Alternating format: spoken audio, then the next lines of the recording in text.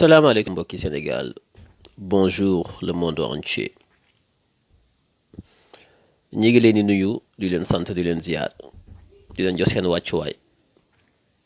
di ñëw di wax ak yéen ci waxtaan bu gàtt boo xam ne dañ jàpp ne war nañ ko mën a indi ci situation bi xew ci réew mi dinañ ko wax ci olof dañ ko wax ci français aussi parce que li may bëgg a wax dama koy wax pour sénégalais yi ñoom ñëpp ñu dégg ko mais dama koy wax aussi pour la communauté internationale te dégguñu wolof kon su ma waxee ci olof li may wax ba noppi dinaa ko wax ci français parce que l'heure est grave, la situation est devenue très dangereuse. Pourquoi dinaa ci ñëw ma bëgg li may wax ngeen partager ko yéen ñëpp mu mën a àgg fépp au niveau donc national comme au niveau international. La situation est devenue incontrôlable la situation du Sénégal. Même ñi nga xam ne ñoo nekk ci ginnaaw complot bi ils maîtrisent plus la situation est grave, très très très très très grave, je vous le dis en toute connaissance de cause. Donc je vous prie de bien partager la vidéo. D'habitude je le dis pas, mais là c'est quand même, il y a un danger imminent que le pays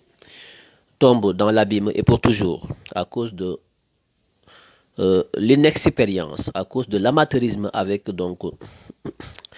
lesquels ceux qui sont au sommet de l'État aujourd'hui managent le pays. Donc li ma bëgg a wax tey dama koy wax ci olof d'abord après wax ko ci français mooy Sénégal dafa toll ci diggante boo xam ne diggante bu doy waar la, diggante boo xam ne mën nañ ne moo gën a garaaw diggante Mamadou Dia ak Senghor, diggante bu doy waar la boo xam ne moo gën a garaaw diggante Abdou Diouf ak Ablaye Wade ci affaire u maître Babacar Seye bi ñu rayoon en 93 après les élections législatives. May wax ne Adji Sarr mi nga xam ne moo indi tuuma gi teg ko ci kaw Ousmane Sonko porte plainte, ñu laaj ko ndax soxla nga avocat mu ne soxlawuma ko, dem boobu ba léegi na may kenn gisu ko ak li ci xew yépp ñépp xam ko, coow li na kur. tey jii may wax ak yéen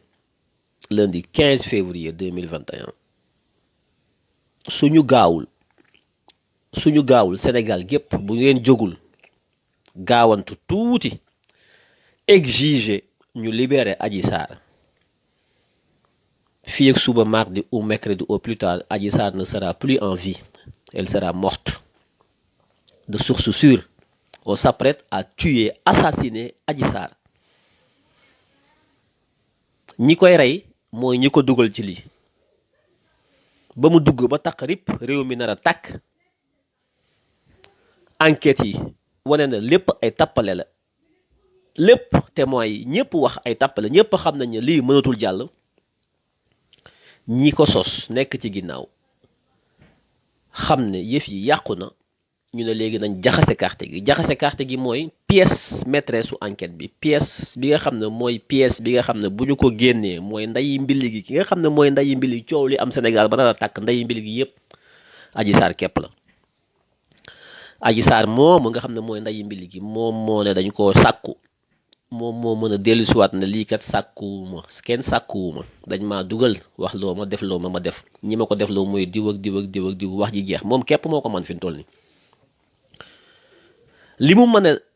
lii nga xam ne moo ko sooke tey moom Adji Sarr moo ko sos, moom képp moo mën a ñëwaat fay ko. kon Adji Sarr moo tëj buntu Sénégal ak caabi ba noppi téye caabi gi tocc te Adji Sarr 20 ans la am tey Sénégal ki téye Sénégal tey mooy Adji Sarr, xale bu jigéen bu am ñaar fukki at moo jël caabi buntu Sénégal ne ràpp sénégalais yépp ci biir néeg bi, tëj néeg bi téye caabi gi tocc. waaye ci biir néeg boobu am na ay sénégalais yoo xam ne ba muy tëj néeg bi dañ leen a génn néeg bi ndax ñoom ñoo génn seen bopp,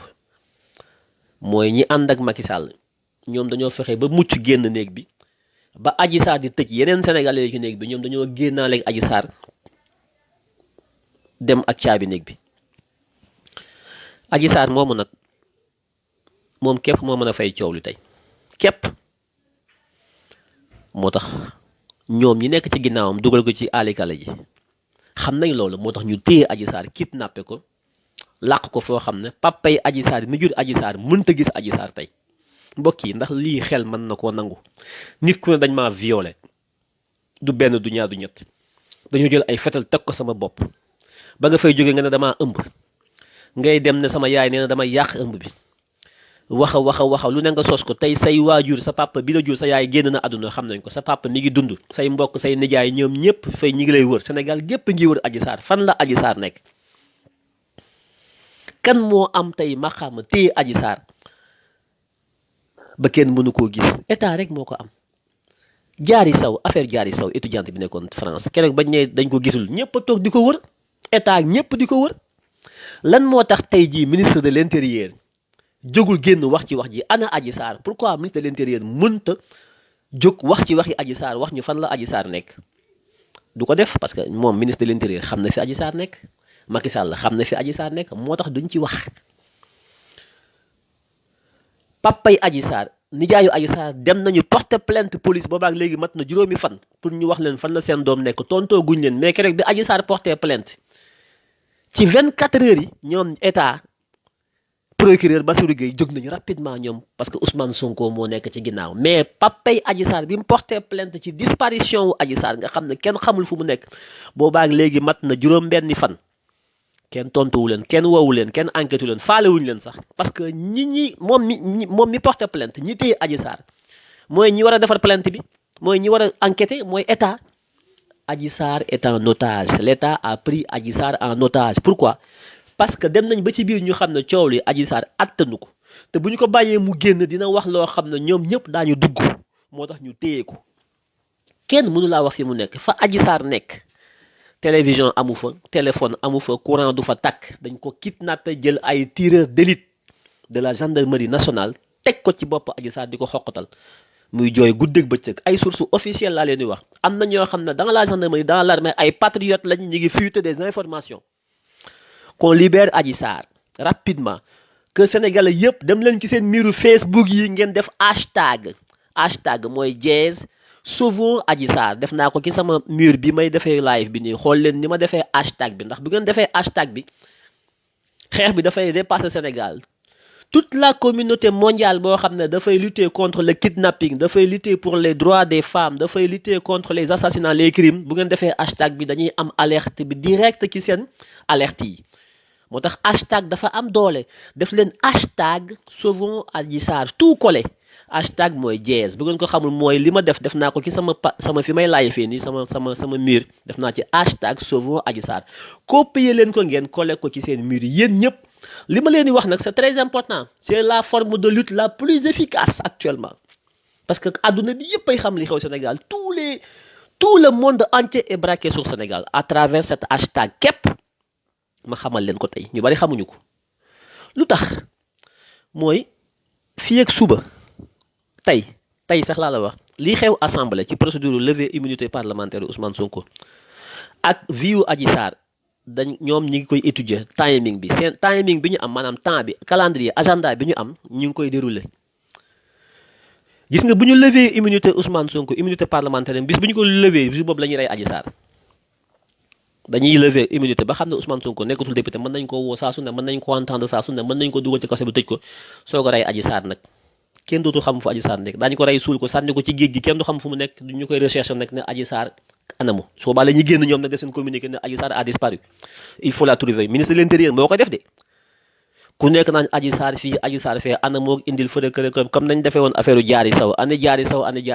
affaire Diary Sow sax ñoom ñoo ko monté affaire Diary Sow bi ñu doon étudiant bi ñoom ñoo nekk ci ginnaaw lii lañ doon préparé moo tax ñu monté affaire Diary Sow comme ça boo liggéey bu ñu génnee affaire Adji Sarr na ana Adji Sarr fu mu nekk dafa réer gars yi na lii de xewoon na fi ci Diary Sow ñoom ñoo ko monté préparé coup bi moo taxoon ñu def affaire Diary Sow c'est pas un cas lii moo taxoon ñu def ko su boobaa nag dañ naan Adji Sarr dee na cherché nañ ko gisuñu ko daal di ubbi nag benn enquête contre lan X par rapport à quoi une disparition boo xam ne mën na nekk meurtre mën na nekk homicide mën na nekk lu ne pour lan def enquête fu enquête bi jëm su boobaa ñoom ñi ko rey ñooy wëlbatiku def ay enquête jëmale ko ci ñan ci yéen patriotes yi menacé Adji Sarr tous les jours yéen patriotes ak Ousmane Sonko ak Pastef ñoom la ñuy fexe faagaagal déglu leen bu baax li ma leen di wax plan bi nga xam ne moom la Macky Sall lal mooy rey Adji Sarr ba noppi nag bëgg a taqal Pastef heureusement bi Ousmane Sonko comprendre ba que demee bi mu dagalee femmes yi ne leen man baal naa Adji Sarr ndax xam naa ne lii du xelam dañ ko xelal am ñu ko ci dugal ndax dafa faible moo tax ñu dugal ko ci ña ko dugal ci lii nag ñoom ñoo nekk ci ginnaaw ñoo ko nar a rey pour effacer toute trace boo xam ne suba Adji Sarr bi nga xam ne bu ñu ko bàyyee mu génn ñëw taxaw wax su boobaa ay ponkal ñooy daanu ci nguur gi moo tax ponkal yooyu bala ñoo daanu faat bakkanu Adji Sarr moo leen a gënal ñu ñàkk seen nguur te ñi ngi préparé wu pour rey ko ndagam déewul moment bi may wax ak yéen ma di leen wax ne su ngeen jógul yéen ñi nga xam ne da ngeen a bëgg dëgg bëgg Sénégal dem bëgg dëgg gi feeñ su ngeen jógul def ay hashtag sauvons Adji Sarr tas ko ci seen page yi ngeen am ci réseaux sociaux yëpp surtout Facebook ba àdduna bi yëpp braqué wu sur le Sénégal ba ñu def pression au niveau des Nations Unies au niveau du comité international des droits de l'homme des Nations Unies au niveau de la commission européenne des droits de l'homme au niveau ba ñëpp xam ne y a une fille qui s'appelle Adji Sarr qui a 20 ans qui a accusé un leader politique et qui depuis lors kenn xamul fu mu nekk kenn xamul avocat am kenn xamul papaam ak yaayam mënuñu ko gis ay mbokkam yëpp dañ ko kidnappé et l'état du Sénégal reste muet l'état du Sénégal déggu leen ñu wax ci loolu rek c'est un signal que c'est l'état du Sénégal qui a kidnappé Adji Sarr et bu ñu ci jógul wax ci rapidement on va tuer Adji Sarr te bis bu ñu tuer Adji Sarr Ousmane Sonko yawmal qiyaam lay sete déglu leen baax li ma leen wax de Adji Sarr bu dee Ousmane Sonko derem dootul set daa iman te ñun ñëpp d'accord nañ ne deful dara waaye tuuma gi da koy topp ba yawmal qiyaam état bi loolu mooy plan bi nekkul tëj sax Ousmane Sonko plan bi mooy tuumaal nañu Ousmane Sonko tey yàq nañu deram Adji Sarr nañ ko liquider comme ça du mas a ñëw di wax naan lii am naag lay amul tuuma gi des fi daa iman Ousmane Sonko fu mu jógati ñu ne ko yow toogal violeur ga kenn àttewu ko justice amul Adji Sarr waxul ñu affaire bi nekk noonu di dem ba keroog yow ma xiyaam maître Babacar Seye am na ñu ko xamul am na ñu ko xam dañ ko assassiné juge la bu waroon a joxe ay résultats ci temps Abdou Diouf ñu rey ko ku ko rey ba léegi kenn xam ko accusé nañ ci Wade tëj ko def procès blanchir ko mais oui Wade reyu ko d'accord mais kon kan moo ko rey ba léegi kenn xamul ku ko rey tuuma gaa ngi fi mbokkam ba léegi xamul yow ma xiyaam la ñuy xam ku ko rey mais dee na kan moo ko rey kenn xamul Adji Sarr mi bu dee tuuma giñ teg ci kaw Ousmane Sonko kan moo koy teggi bu même bu procès amee Adji Sarr nekku fi kan mooy weddi Ousmane Sonko rek taxaw ne defuma kan mooy wax na def na ak ana preuve yi tuuma gi dafi des daa iman léegi ñoom seen stratégie mooy xam nañu lii kenn mënu koo atti léegi li ñu bëgg mooy bàyyi fi tuuma gi nekk fi daa iman loolu nag yéen a ci mën a jóg rapidement Sénégal gépp dem leen ngeen seeti famille yi Adji Sarr ngeen may leen doole ànd ak ñoom jàppale leen ci xeex bi parce que xeex bi nekkul Adji Sarr gis naa ñu bari di ko attaqué ñii attaqué Adji Sarr xamuñu li xew l'affaire est beaucoup plus complexe moo tax ma ne naa génn wax parce que mënatuñoo régler affaire bi ci ay émotion li may wax nag jotewul ak dara xeex bi nga xam ne dañ ko war a xeex préparé wu sur tous les fronts ci département yëpp ci commune yëpp ci région yëpp kenn ku nekk préparé wu ñu génn dal ci kaw ñi nga xam ne ñooy complot au sommet de l'État ñu fal leen pour ñu yoral ñu suñu réew ci na mu gën a baaxee ngir wàcce ñu suñu coono ñu nekk ci kaw nguur gi di complot ak rey nit di assassiner Sénégal 554 communes Sénégal yëpp créé leen seen comité de lutte préparé wu leen à la guerre les 45 départements du Sénégal préparez-vous à la guerre les 15 régions du Sénégal préparez-vous à la guerre donc la guerre sera multiforme le combat est multiforme plusieurs façons de xeex la ñuy xeex li may wax ci Adji Sarr hashtag beeg yooyu souvent Adji Sarr benn la ci attaques yi ñu war a def au niveau donc dans toutes les localités beneen façon ngi xeex la ak yeneen yoo xam ne ñu ngi koy préparé donc dañuy nekk ci front yëpp di xeex mu leer ci bopp nit ñi may wax ne jóg leen ngeen sauver Adji Sarr ndax sauver Adji Sarr mooy raxas deru Ousmane Sonko ba mu set wicc ci tuuma yuñ ko teg yoo xam ne dara du ci dëgg ñëpp xam nañ ne du dëgg ñëpp xam nañ ko waaye nag lay tax coow lépp jeex nag mooy Adji Sarr génn moom boppam ak njabootam ay mbokkam aar ko waxtaan ak moom ba mu wax li am te tant que Adji Sarr mi ngi ci loxoy Macky Sall ak ñi nga xam ne ñooy l'état voyou de Macky Sall dañ koy tiital xoqatal ko menacé ko ba du mën a wax commencé na am na ñu ne wax na ak ay mbokkam di regretter bay wax Ousmane Sonko di ko woowee tonton Ousmane xaw ma lan ak lan gis ngeen médias yi ñu ngi koy commencé relayer ñu ngi def ay information pour mën a am na benn homme de tenue boo xam ne am na lu mu génne ci wax ji numéro bi woo papay Adji Sarr xaw ma nijaayam numéro bi ko woo c'est un numéro privé maanaam yow nga ne nit ki dañ koo violé nga jël ko téye ko yow yaay kan yow ba war a mën a remplacer papay Adji Sarr ci Adji Sarr kan moo nekk ci ginnaaw Adji Sarr ba papay Adji Sarr mënta wax ak doomam mënta am numéro doomam ba doom gi sax nee nañ buy wax ak moom numéro bi mu koy woowee numéro privé la kan moo nekk ci ginnaaw coup bi ba mais c'est hallucinant. Sa doom bi nga jur mënoo wax ak moom kan moo war a mën a téye Adji Sarr ba papaam mënta wërta mën a wax ak Adji Sarr waru ko mën a gis mais lii dafa flagrant les gens. Qu'est-ce qu'on veut léegi dañ koy tëj léegi dañ ko bëgg a rey sa vie est en danger à tout moment dañ koy rey ndegam moment bi may wax ak yéen ni sax Adji Sarr deewul ba ñu sàkkal ko pexe ba suul ko parce que c'est l'état qui est derrière tout ça ñoom état déggu leen kenn wax ci lu tax kenn waxu ci affaire Diary Sow ñoom ñëpp doon wax mais affaire lii lu tax kenn waxu ci hein c'est une conspiration d'État, une conspiration au sommet de l'État. C'est une haute trahison. Macky Sall est passible à travers cet acte de la cour martiale. Donc on va traduire devant la haute cour de justice de ce pays. Jamais le Sénégal n'a comploté d'une si dangereuse manière. C'est gravissime, c'est dangereux. Le pays va brûler à cause d'un complot concocté au sommet de l'État. Loolu mooy li ma doon wax ci wolof dinaa ko wax ci tubaab parce que je m'adresse à la communauté internationale. Il y a une affaire qui sévit au Sénégal depuis bientôt une semaine. L'affaire Adji Sarr, Ousmane Sonko. Je suppose que toute la communauté internationale suit le dossier de près parce que c'est un dossier qui est éminemment préoccupant. La fille qui travaillait dans un salon de massage a eu à accuser le député, président de Pastef, Ousmane Sonko, de viol et de menaces avec armes. La plainte a été rédigée. Selon tous les recoupements qui ont été faits, l'enquête a révélé que la fille a dit qu'elle a fait la plainte, ce qui serait quand même extraordinaire pour une fille de ce niveau. Des révélations ont prouvé que c'est une avocate du nom de Dior Diagne, qui est très amie à la première dame, l'épouse du chef de l'État, qui bat campagne d'ailleurs pour le camp présidentiel, qui serait derrière cette plainte. Dior Diagne, avocate à Dakar. Et que même d'ailleurs, la fille serait cachée chez elle, Adji Sarr. Les parents de la fille supposée être violée, Adji Sarr, ses parents n'ont plus accès à la fille, ni par voie téléphonique, ni par présence physique. Adji Sarr donc est aujourd'hui kidnappée. Elle est otage de qui? De ceux-là qui sont certainement derrière ce complot d'État. Mais qui a intérêt aujourd'hui à ce que Adji Sarr ne parle? C'est ceux qui sont derrière, ceux qui l'ont manipulée en tant qu'une fille très faible pour la pousser à accuser le principal opposant politique de Macky Sall, qui se trouve être le président Ousmane Sonko, président du parti Pastef. Ainsi, selon les informations qui me sont parvenues, des informations qui viennent du régime de Macky Sall, Adji Sarr est entre les mains des comploteurs qui se trouvent être du côté de Macky Sall.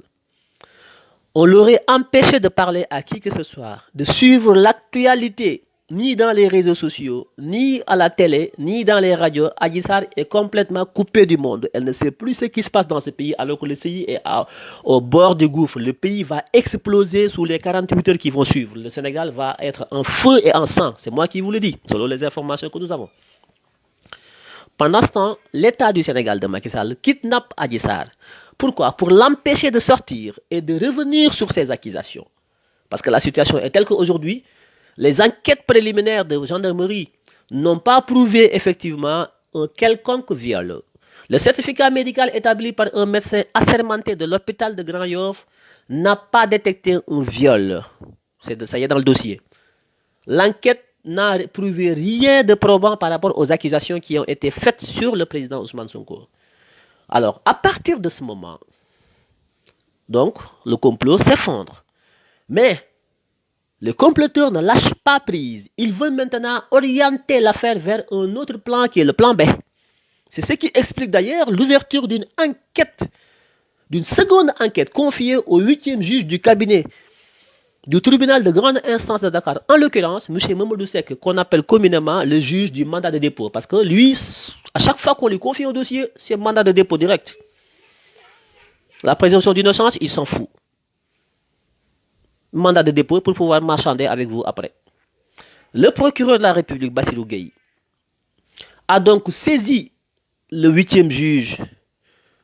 le juge du cabinet, du 8e cabinet du tribunal de grande instance de Dakar, en l'occurrence à qui il confie maintenant d'ouvrir une nouvelle enquête en information judiciaire contre X.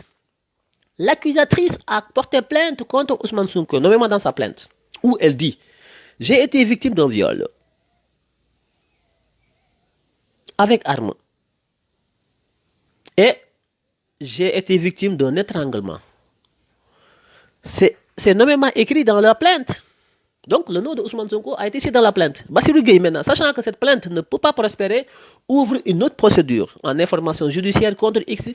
qu'il a confiée à Mamadou Seck, le juge du 8e cabinet de tribunal. Qu'est-ce qu'il cherche? Ça veut dire qu'ils veulent aujourd'hui, coûte que coûte, mettre une épée de Damoclès sur la tête de Ousmane Sonko. Traîner donc l'instruction. Chercher donc le coupable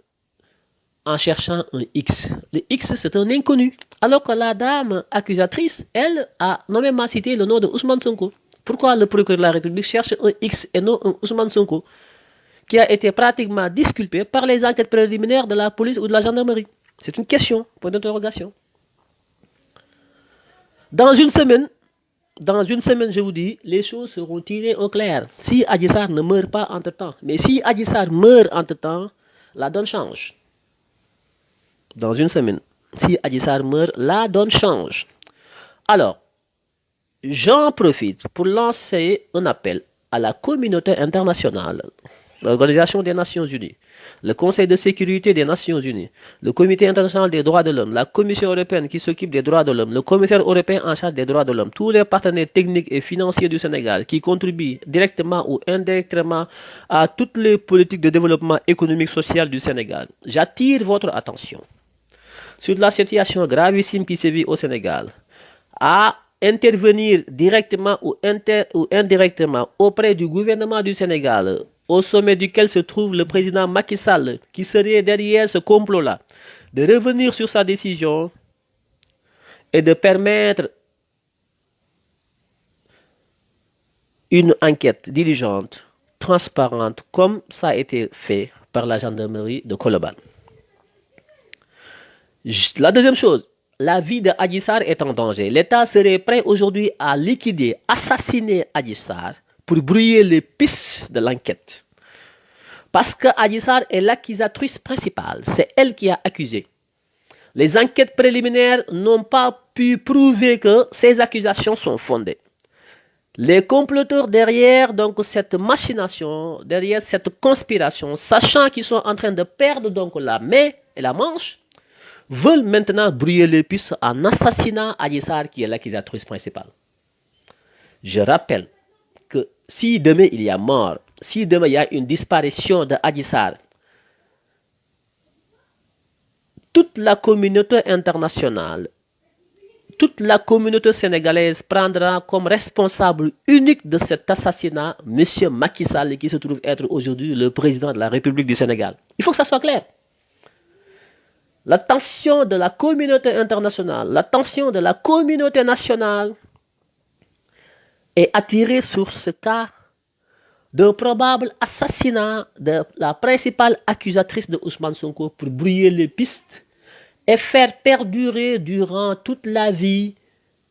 cette image de violeur du président Ousmane Sonko. Ils ne veulent pas de procès. Ils veulent ternir son image. Et cela ne passera pas. Et cela est inacceptable. Donc, je parle en français pour m'adresser aux partenaires du Sénégal, à la communauté internationale. Voilà aujourd'hui où on en est, voilà aujourd'hui où en est le Sénégal. Malgré tous les milliards que nous avons investis dans ce pays, malgré l'histoire que nous avons par rapport quand même à la démocratie, malgré toutes les alternances que nous avons eu à réaliser, voilà où nous en sommes aujourd'hui avec le régime de Macky Sall, qui est un régime qui s'installe dans la dictature, un régime qui s'installe dans le complotisme, un régime qui complote et qui s'insèle dans le trotskisme et le communisme dangereux.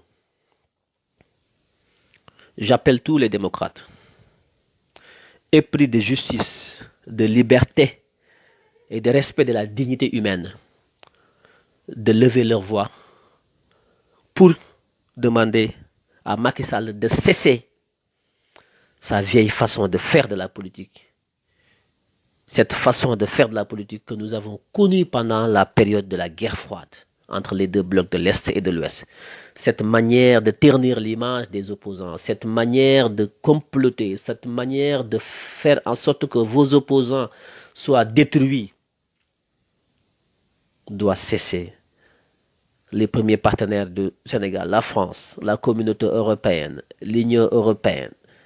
les partenaires sénégalais, les États-Unis, les Nations Unies, tous les partenaires techniques et financiers du Sénégal qui sont épris de justice et de démocratie, qui aujourd'hui partagent des valeurs avec le Sénégalais et les Sénégalais, des valeurs donc d'humanisme, de dignité humaine. Je vous conjure solennellement à vous adresser au président Macky Sall sans délai pour qu'il cesse cette façon d'humilier, cette façon de vouloir tordre le bras à ses principaux opposants. Nous ne sommes plus en période de guerre froide. Les blocs d'Est et les blocs de l'Ouest n'existent plus. Nous avons réussi à casser tout cela pour imposer la démocratie et le respect de la dignité humaine. Il n'est plus question que ces vieilles méthodes trotskistes, communistes, léninistes persistent encore dans nos pays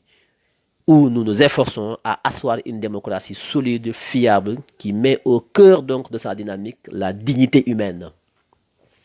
Voilà l'appel que je voulais lancer en français pour la communauté internationale. Avant de terminer, je vais quand même le faire en wolof. may wax sama mbokk yi na ngeen partager vidéo bi na dugg fépp bu ngeen ko mënee enregistrer ci WhatsApp yi ngeen dugal ko jàllale ko fépp sëriñ si kenn déggu leen communicateur traditionnel yi kenn déggu leen ñu ci bari ñi ngi noppi bu suba bu réew mi tàkkee bu benn xalifa général jóg taxaw di wax bu benn kilifa jóg di wax naan xawma woon yëguma woon lii damay wax dama koy wax pour que bu kenn jóg ne xalif bi yëgul woon maa ngi koy wax de yéen taalibe yéen a ngi déglu bu fi kenn taxaw ne xalif bi xamul lu xew xam nañ li xew ñoom ñëpp dañuy seetaan bu réew mi tàkkee suba nag bu fi kenn ci ñoom génn di wax na leer ñi ngi seetaan te dañ ko réew mi day tàkk de day tàkk te yàggutul lii man maa leen ko wax man l'armée une partie de l'armée est avec nous parce que une partie de l'armée est avec la vérité. Une partie donc de la police est avec nous parce qu'une partie de la police est avec la vérité. Une partie de l'administration sénégalaise à tous les niveaux est avec nous parce qu'une partie de l'administration sénégalaise est avec la vérité. Tout le monde n'est pas comme tout le monde. C'est ça la vérité. Alors, chers soldats, chers patriotes, soyez prêts à l'appel pour sauver la patrie. Le mot d'ordre sera lancé et l'assaut final sera donc exécuté. On va en finir avec ce régime bientôt di wax ne na ngeen gàttaru na ngeen préparé wu yéen ñëpp ñi ngi peaufiner la stratégie le moment venu l'assaut sera donné attaque bi dina commencer on va arrêter ils ont peur ñoom nit ñi dañu yaakaar na ñun ñoo ragal suñu courage ñun suñu détermination daf leen di xoqatal lool te gis nañ ne ñun dañu déterminé wu on a le courage ñoom xam nañ loolu dem nañ ba natt suñu détermination que ñun pare nañu pour dee pour Ousmane Sonko ñoom xam nañ ko léegi nag loolu moo leen tiital nelawatuñu guddeeg bëccëg ñi ngi réunion ci seen biir déggoowuñu ci biir force de sécurité et de défense am na ñoo xam ne ànduñu ci lii donc dañuy jiix a jaax Marème Faye Sall Dior Diagne avocat Tamaro Seydi dama ko ciy boole xamul leen kuy Tamaro Seydi notaire la ci dossier Karim Wade bi moo ko yore woon c'est la fille de Idrissa Seydi ñoom ñett ñi ñooy les 3 femmes yi nga xam ne ñoo gën a puissante ci Sénégal ñoom ñett ñi Marème Faye Sall Dior Diagne avocate ak Tamaro Seydi Marème Faye Sall mooy jabaru Macky Sall Dior Diagne avocate nee nañu mooy jabaru ministre de l'intérieur bu bees bi Antoine Diome bu muy nëbb ñaareelam la da ko takk ci suuf di ko nëbb Tamaro Seydi mooy jabaru Abdoulaye Daouda Diallo bi yor suñu xaalis ministère des finances ñoom ñetti femmes yi ñooy manipuler Sénégal gépp ndax ñooy manipuler seen jëkkër yi jël leen naa dugal ñoom ñett seeni photo ngeen xàmmee leen ñoom ñett ñooñu bu Sénégal yàqoo ñoom ñoo ko yàq ndax ñoom ñooy pousse seeni jëkkër ñu taal réew mi jigéen moo génn bëgg a yàq deru Ousmane Sonko ndax ay jigéen ñoo nekk ci ginnaawam Marème Faye Sall Dior Diagne Dièye ak Tamaro Seydou ñoom ñett ñi di jabaru Macky Sall kenn ki Marème kenn ki di jabaru Antoine Diome kenn ki di jabaru Abdoulaye Daouda Diallo ñoom les 3 femmes là selon les renseignements yoo xam ne ci biir état bi la jógee ñoom ñett ñi bu réew mi tàkkee ñoom duñu fanaan te xam nañ seen i kër xam nañ seen i famille on les a ñoom 3 ñooñu sur nos listes bëgguma woon audio bi vidéo bi live bi gudd. Tamaro Seydi doomu Idrissa Seydi la waa Ziguinchor la xam nañ ko bu baax ils sont de Tanaf je les connais très bien pas Idrissa Seydi ko jur Ousmane Masseck Ndiaye takkoon ko génn àdduna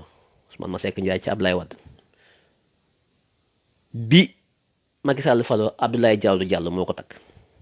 ñoom ñett ñi foo gis Marème Faye Sall ñoom ñett ñooy nekk Marème Faye Sall Dior Diagne Tamaro Seydi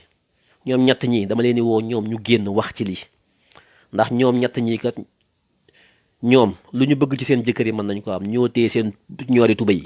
ñoom ñett ñi ñoo téye seen ñoori tuba yi bu ngi newoon suba yooyu coow lu jeex ñoom ñett ñi tey jigéen lañu te coow lu jigéen ko taal Sénégal nag bu tàkkee ndax benn jigéen bu am 20 ans nga xam ne ñoom ñëpp mën nañ koo sëtloo seen sët la mën a nekk ñoom ñu nekk ci réew mi ne patt toog bàyyi seen jëkkër yi du nasaka nocc bu Sénégal tàkkee Marème Faye Sall ko taal Tamaro Seydi ak Dior Diagne damaa bëgg vidéo bi na ko Sénégal gépp tas na àgg ba gi Sëriñ Mountakha ak Sëriñ Mbaye Sy Mansour ak ñi sant Tall ak ñëpp nañ ko déglu bu kenn dégguma bu kenn yëguma lii xew ci réew mi xam nañ ko ndax lu ngeen nas suba ba ngoon day génn day accès ci ñun on a des réseaux partout ndax ay sénégalais lañ ñun duñu ay étranger ñu nekk ci armée bi suñu ay mbokk lañ ñu nekk ci biir palais Macky Sall bi suñu ay mbokk lañ ñu nekk ci biir gendarmerie suñu ay mbokk lañ inspecteur des impôts yi douane yi fu ngeen secteur état bu ngeen laal am nañu ñu fa xam ñun ndax jëliwu leen ay japonais pour ñu gérer réew mi ay américains gérer wu réew mi ay sénégalais ñoo nekk ci biir état bi di liggéey lu ngeen nas suba ba ngoon ñu nocc ko génne ko jox ñu ko am na loo xam ne dinañ ko génne pour attirer l'attention am na loo xam ne duñ ko génne parce que buñ ko génnee ngeen sopp doxalin moo tax dañ leen koy nëbb duñ leen ko wax yéen sax askan duñ leen ko wax li ñu mën a wax la ñuy wax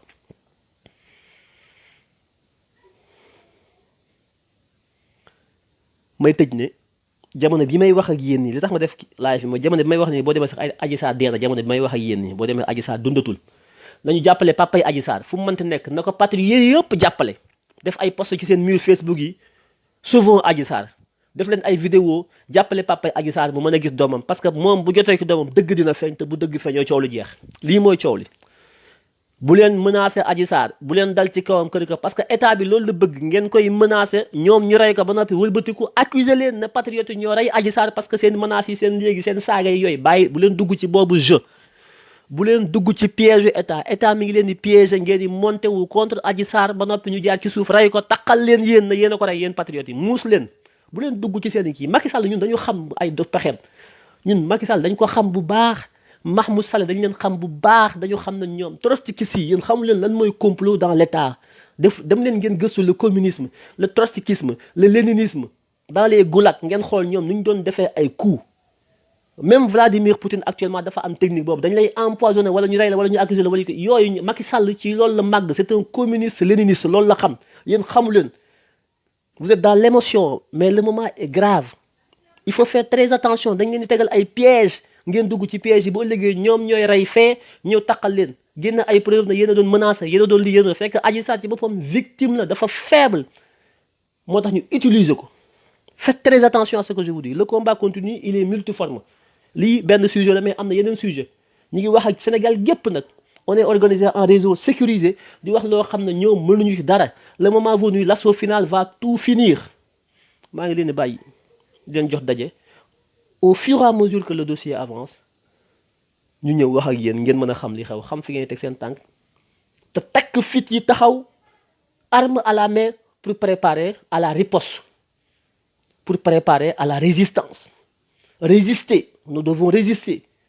on n'obtiendra rien dans la peur lépp lu ñuy am ci fit ak taxaw jël suñu bakkan teg ko ci la ñu koy amee amul lenn lu ñuy am ci ay yelwaan amul lu ñuy am ci yàlla lu dul dañuy jaayante ak moom lu waay am jaayante moo la ko may li Serigne Touba am jaayante moo ko may li El Hadj Malick am jaayante moo ko may li El Hadj Omar Fouti yi am jaayante moo ko am li Thierno Souleymane Baal am dafa xeex jaayante teg jaasi li français yi am dañoo jaayante xeex li américains yi am dañoo xeex li japonais yi am dañoo xeex ñun ñu ne duñu xeex lu ñu bëgg lan la ñu bëgg ñun ñu ne duñu xeex parce que dañoo tàppet takk leen fit yi jóg taxaw xajuñu ci kaso yi. bu ñëpp taxawee ñun ñëpp xajuñu ci kaso yi bu ñëpp taxawee ñun ñëpp xajuñu ci armée bi bu ñëpp taxawee xajuñu ci Macky Sall bu ñëpp taxawee takk fit yi ñu ñoom ñu takk seeni bagage abal ñu lii képp la. maa ngi leen di sant di leen gërëm di leen jaajëfal di rafetlu seen taxawaay dama leen di soññ rek ci takk fit yi waaye xam naa ne seen fit yi takk ngeen ko ba fit yi dagg yéen a ma gën a pare ci xeex bi fuuf au ma ki sikki sàkk waaye nag la répétition est pédagogique soññ rek lay def waaye xam naa ne pare ngeen au ma ki sikki sàkk di leen jox daje. mën naa nekk ci kanam mën naa nekk suba mën naa nekk gannaaw suba mën naa nekk su ma coupé yéen automatiquement mën na maa taalaat sax en fonction de information yi ni muy ñëwee donc soyez prêts à l'écoute de l'information bu leen déglu TFM bu leen déglu RFM bu leen déglu